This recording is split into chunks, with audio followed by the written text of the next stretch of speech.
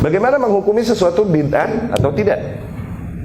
Lihat 3 perkara ini. Ini kami simpulkan dari kajian yang disampaikan oleh Syekh Said Ruslan, hafizahullah. Dan kami lihat ini untuk pemula, rumus untuk pemula. Dalam artian nanti, ketika seseorang sudah memahami dengan baik, ada kedepannya dia bisa lebih memilih lagi dengan baik. Oke? Tapi untuk pemula bolehlah. Ya, untuk beginners, untuk kita yang baru belajar, bolehlah. Sesuatu, kapan kita hukumi bid'ah, kapan enggak, oke? Lihat 3 perkara ini pada hal tersebut. Nah, ini yang suka pada keder. Akhirnya, setiap tahun ketemu kasus yang sama dan mempertanyakan perkara yang sama sama Ustaz. Loh, Ustaz bagaimana sih dengan Muharram? Ustaz bagaimana sih dengan Sya'banan? Tahun depan nih dia lagi nanya begitu lagi, bro. Iya. Dilihat, apakah Rasul SAW mampu melakukannya? Oke? Mampu melakukannya. Dilihat perkara tersebut, apakah Rasul mampu melakukannya? Ya, al-qudrah, ability. Setelah itu dilihat juga, apakah ada kondisi yang mendorong Rasul SAW pada masanya untuk melakukan hal itu? Gitu. Kondisi situasi yang dialami Rasul SAW yang mendorongnya untuk melakukan hal tersebut. Ya. Setelah itu, ada nggak riwayat yang sahih, riwayat yang ditegaskan oleh para ulama bahwa riwayat ini diterima, makbul, yang menjelaskan bahwa Rasul melakukan sedemikian rupa, begitu? Ada nggak riwayat yang datang dan ulama berkata bahwa riwayat ini diterima, yang dimana riwayat itu menjelaskan bahwa Rasul melakukan begitu? Tuh, itu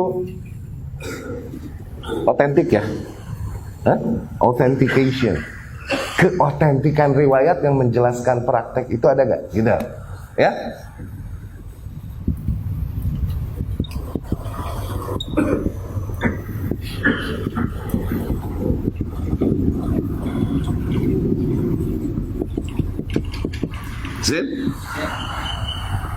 Lihat 3 nilai ini pada perkara yang kita mau hukumi. Lihat 3 nilai ini pada perkara yang kita mau hukumi. Apakah perkara tersebut bid'ah atau tidak? Oke? Kita lihat. Transfer Al-Fatihah buat yang udah meninggal. Oke? Kita mau hukumi. Bid'ah nggak ngirimin Al-Fatihah buat abah yang udah meninggal, misalnya.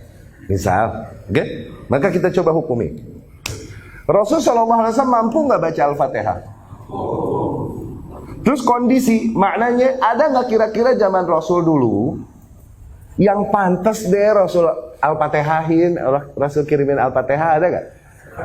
Sahabat-sahabat yang mati membela Rasul, banyak nggak? Mantas pisan di Al-Fatihahin, iya kan? Setelah itu, ada nggak riwayat yang bilang bahwasanya Rasul SAW kirimin mereka Al-Fatihah? Maka sama dengan bid'ah.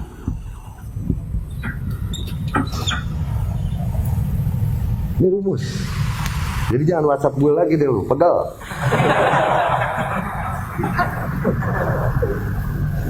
Lagi ya. Yasinan 3 hari, 7 hari, 40 hari, 100 hari, haul setahun, haul 2 tahun, haul 3. Rasul mampu nggak baca Yasin? Ada nggak orang-orang yang kira-kira mantas Rasul Yasinin 3 hari, 7 hari? Hamzah, amiknya, yang membela dia sampai akhirnya dibelek jantungnya, bla bla bla bla, ya kan?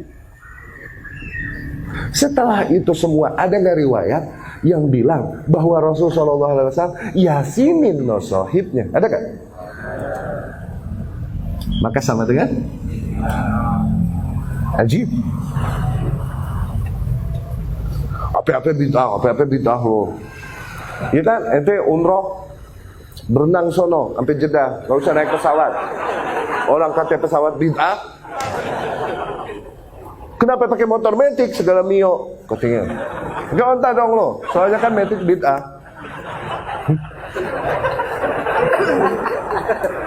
Kesian, begini kesian ya, kesian nggak? Sian.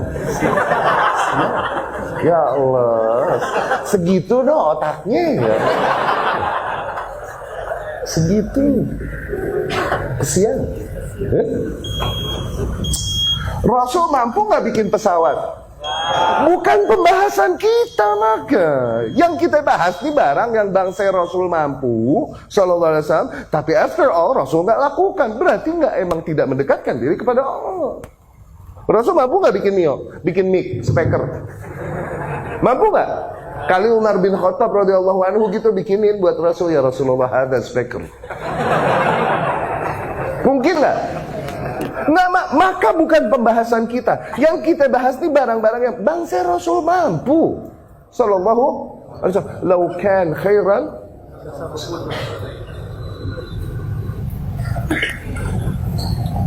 Zin? Harus dipahami ya. Kemudian terakhir. Cepat dulu ya. Ada perkara-perkara singkat ya. Ada perkara-perkara yang singkat. Oke, Rasul Shallallahu Alaihi Wasallam mampu melakukannya, tapi kondisi pada saat itu belum tepat untuk dilakukan. Maka apabila setelah masanya dilakukan, tidak juga jadi bid'ah. Rasul mampu melakukannya, tapi tidak Rasul lakukan. Kenapa? Kondisinya belum masuk. Setelah masanya dilakukan, tidak juga jadi bid'ah. Kenapa? Umat sepakat untuk melakukan ijma. Contoh, membukukan Al-Quran. Rasul bisa nggak kalau mau? Tapi tidak dilakukan. Kenapa? Banyak hadis menjelaskan alasan Rasul takut. Kenapa? Kusut nanti penulisan Al-Quran dengan hadis, dan Al-Quran belum beres proses turunnya, apa ini itu tuh. Lihat, setelah masa Rasul Shallallahu Alaihi Wasallam, kemudian terjadilah yang terjadi masa Abu Bakar, kemudian Umar mendorong untuk mengumpulkan Al-Quran jadi di mushaf Hafsah, diwariskan ke Umar bin Khattab. Setelah itu di masa Utsman bin Affan baru disatukan dalam satu cetakan yang dicetak pemerintah. Ini yang dibilang mushaf Utsman nih. Nah, mereka bilang apa-apa bid'ah. No, Quran bid'ah. Tuh. Ini menjadi ijma satu, disepakati oleh dan umat terbaik. Adapun amalan-amalan dan peringatan yang kalian lakukan, tidak ada yang menyepakati kecuali geng kalian doang. Adapun para ahlu sunnah dari zaman ke zaman mengingkari hal tersebut. Kalaupun mereka ghuraba, kalaupun mereka minority. Dan kemudian jadi sunnah khulafa rasyidin. Alaikum bisunnati wa sunnah al-khulafa rasyidin. Begitupun merubah bentuk Ka'bah. Oke?